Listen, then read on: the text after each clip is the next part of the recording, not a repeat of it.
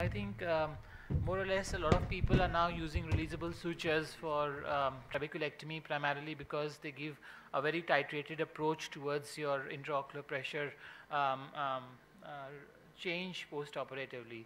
So I'm going to show you only one technique. There are more than about 8 to 10 techniques of putting releasable sutures in trabeculectomy. The primary indications of doing a releasable sutures are when you already have a shallow anterior chamber preoperatively and you don't want a further shallowing, you want a very tight bleb. That's the time when you want releasable sutures, or there is a very high risk of hypotony, like a young patient who's myopic and is more likely to have hypotony, or if there are chances of snuff out, which is again in the same group. But basically the idea is to put releasable sutures in more or less all your trabeculectomies. The only group that I don't use releasable sutures are the pediatric patients, because then you have to take them into the to the operation theater every other 2 or 3 weeks to sort of remove the releasable sutures. But by and large, I would use releasable sutures in all my patients. So I'm going to show you the video. This is primarily the Fornix based trap that was shown to you. I'm just going to fast forward this and show you the time when you are supposed to put your releasable suture. So this is the time you've already made your flap. You know, the eye should be tight. You should not have had any entry into the anterior chamber, and so you put your releasable sutures once you have made your flap. So obviously and no paracentesis should have been done, no ostium should have been created, so that the entry of the needle becomes very smooth. So this is the Cohen's technique of releasable sutures.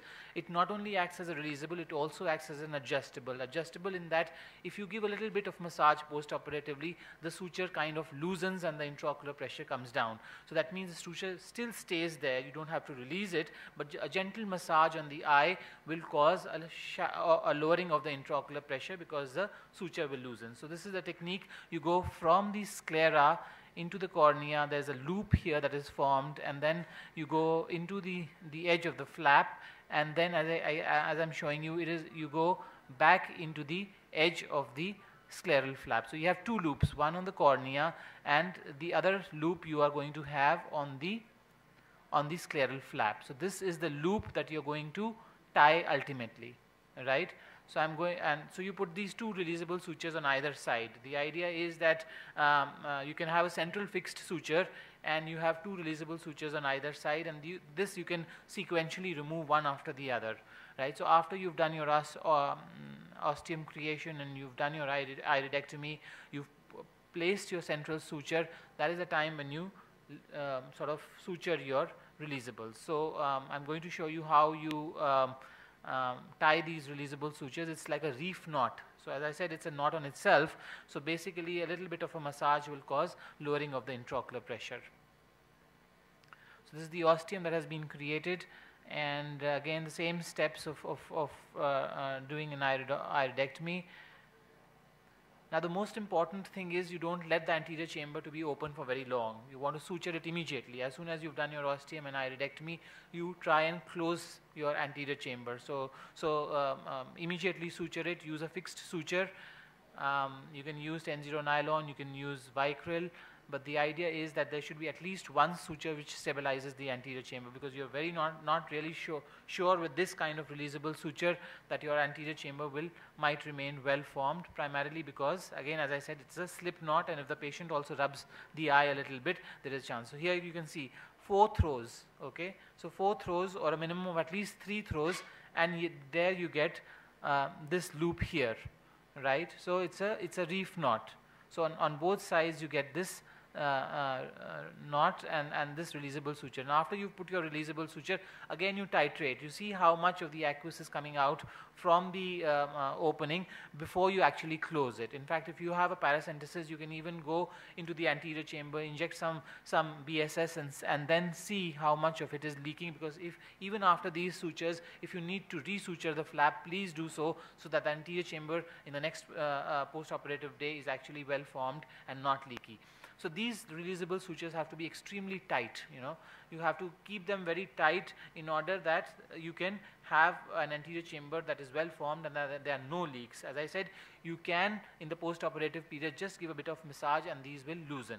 So in the intraoperative phase, you keep them as tight as possible. Okay.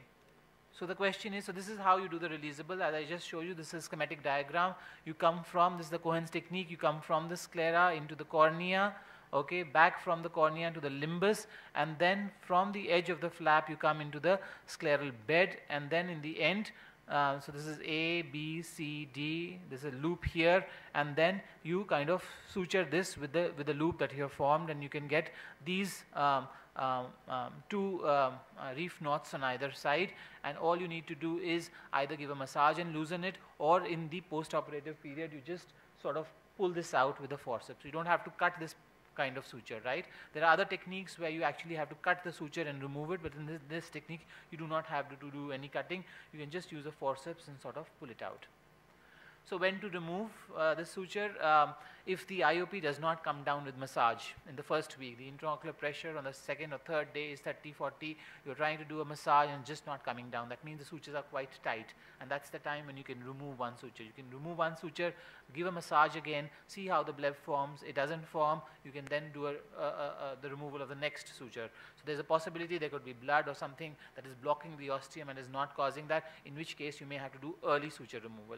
But as a general rule, try and remove these sutures within 3 weeks, because once fibrosis happens, then removing the suture becomes very difficult. It just gets stuck there and you just can't remove it. So the best time to remove them is within 3 weeks. However, if your intraocular pressure is 10 or less than 10, try not to remove the sutures. You're going to get more hypotony. Okay, no matter how the bleb is looking, the bleb is vascularized and all that stuff, but your pressures are 10, try not to remove the suture. There will be too much of a hypotony. So intraocular pressure can be one that you can use to judge when to remove the sutures. If the intraocular pressure is very high, not coming down by the massage, remove them early. If the intraocular pressure is low on the lower side, try not to massage, try not to remove the sutures, and delay the removal of the sutures, right? So basically it's that. I would think that you should try and do as many releasable sutures, go to some books or textbooks and try to see the different techniques that you can use for releasable sutures. This is one of the techniques, but then this works best in the sense that, as I said, it's both releasable and adjustable. So yeah.